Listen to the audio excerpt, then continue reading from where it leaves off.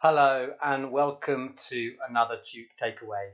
My name is Jack and I'm one of the teachers who works at Tuke School, and this is a short video presentation about the characteristics of effective learning. So what are the characteristics of effective learning?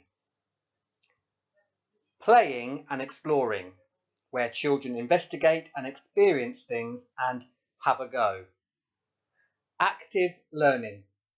Children concentrate and keep on trying if they encounter difficulties and they enjoy their achievements. Creating and thinking critically.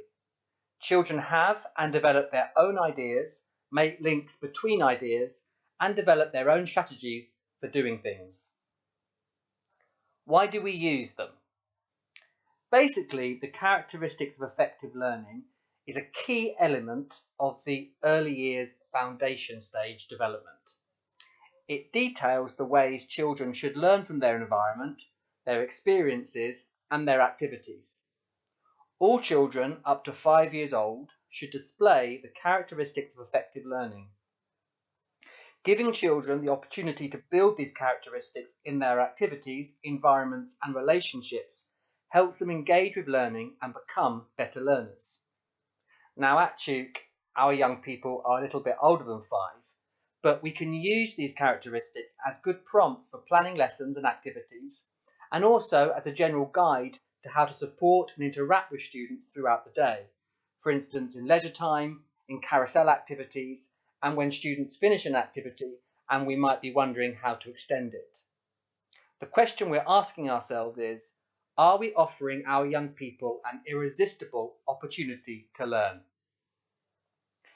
So now we're going to talk through the 3 characteristics in a bit more detail. The first one is playing and exploring and deals with engagement. So these are some of the key elements of playing and exploring. We're looking at open-ended play, sometimes called heuristic play, where there is no set outcome.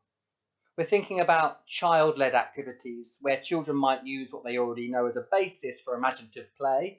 And play in this context is learning and when children bring together their current understanding. There's an element of choice, so free flow, where the child is innovator. We're trying to support curiosity, so lots of experimentation. And we're thinking about our child being inquisitive, so they're willing to have a go and try new things. What does this look like in the classroom? So we are thinking about open-ended resources and allowing students to explore and investigate them as they wish. We're looking at role play and small world play, reenacting situations relevant to the students and their community. And also, we're supporting an element of risky play. So in a safe environment, we let students explore boundaries and relationships with others without stepping in too quickly. Active learning. So this deals with motivation. So these are the key elements. Involvement. So we're looking for high levels of interest and fascination. We're looking for concentration. So can the young person maintain focus for longer periods of time? Resilience. We see mistakes as learning opportunities. Intrinsic reward. So where students have a sense of accomplishment in their learning and they feel rewarded by the activity they're involved in. And challenge. So that young people enjoy the challenge and they start thinking about setting their own goals and how they can do even better. So what does this look like in the classroom? Time and space. So we really want to try and avoid interruptions and stepping in too quickly. We want our young people to find their own solutions. Offering praise when a goal is reached and lots of encouragement when a student perseveres at something. So we're not telling them that they're really good at something, we're telling them they're really good at trying and really good at having a go, which is also part of growth mindset. And we make sure the expectations and environment serves the students' learning. Can they get the things they need? Are we looking at the classroom through their eyes? And this is also linked to the SPELL framework. The last characteristic is creating and thinking critically.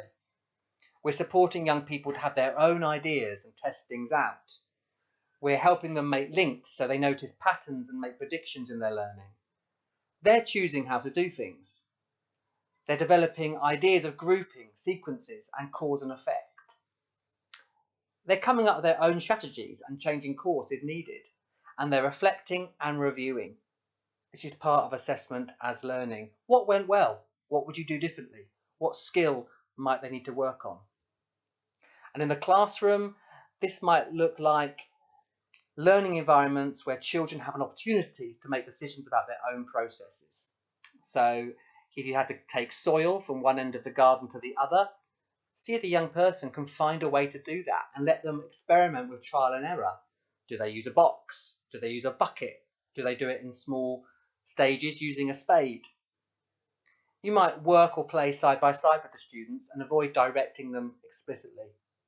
Or you might narrate what the student is doing using lots of lovely model language. When planning activities for our young people, either at school or at home, we want to see if we can make sure opportunities to develop these three characteristics are included as much as possible. The final takeaway. Research shows one of the biggest barriers to young people's learning is adults stepping in too early to help. That's teachers, support staff, and parents. Focusing on the characteristics of effective learning is about empowering our young people with the learning strategies they'll need to be successful lifelong learners.